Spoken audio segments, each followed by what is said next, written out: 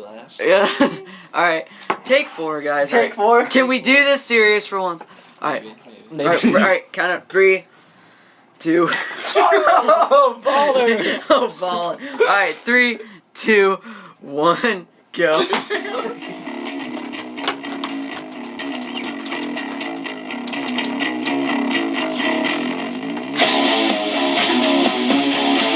All right. Welcome to Pacers Time Podcast.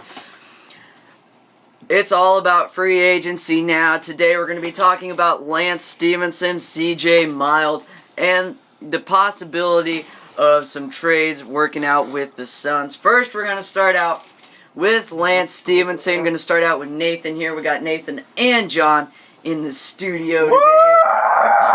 Everybody's back. So starting with Nathan. Nathan, Pacers offered Lance a 5-year, $44 million deal.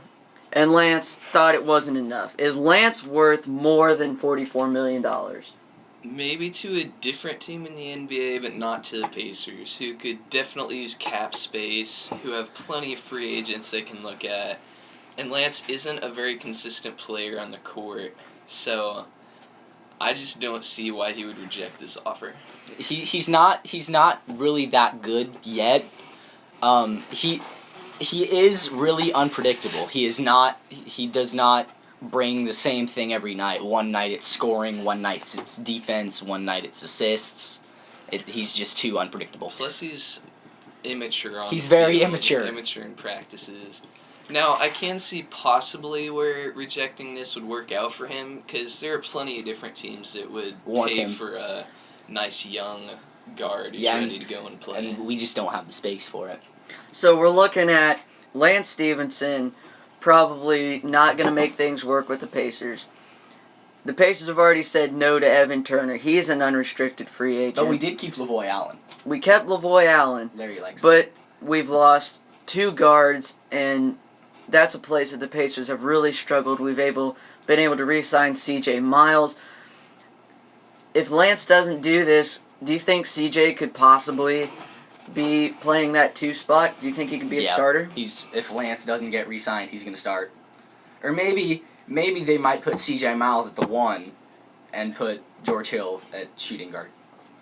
Nathan? I'm honestly hoping we manage to get rid of George Hill and find a different point guard. We definitely need somebody to bring it up the floor every time. And someone who's going to be able to dish out assists and score. Because George Hill is not that guy. He cannot score. Sorry, not sorry. George Hill is not that guy. He has on and off nights. We've seen him score seen him score about 35 points. He gets and hot. then the next game, he doesn't even score at all. I think that's a big problem for the Pacers. But now, if that scenario does play out, we're still looking for a backup guard, backup point guard. Looking at C.J. Watson. If they could possibly try to re-sign him, work out a deal out of all the free agents. Huh? We already have C.J. Watson. I know, I'm saying we get him back. We're looking at Solomon Hill in Summer League. Do you think you could possibly make a trade there to try to bring in somebody else? And if you could bring in somebody else, who would it be? Just bring in a young guy. Just bring in some young guy. I mean, we need somebody to come off the bench as Do you well. think Solomon Hill could possibly step up into that role? He's not really the shooting guard type. He's more of the 3 or 4, the post operator in the corners. He's not typically a guy that you'd see bringing up the floor. He's too big for that. I think we absolutely have to keep C.J. Watson. He's just the only spark that we have off our bench. So, as long as I say we try to build around C.J. Watson, get a couple guards in. We already have a nice big guy at Mahimi, so.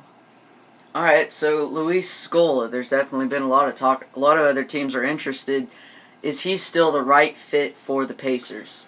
He is the team player. He is the team player guy that we kind of want. But I like him. I definitely think we should keep him around, but some people don't think that. He's definitely sparked a lot of controversy in, playing against the Hawks and the Wizards in the playoffs. Definitely not performing up to snuff. So we'll see we'll see what happens going into the future there with Scola. The Pacers have been talking of trades with the Suns.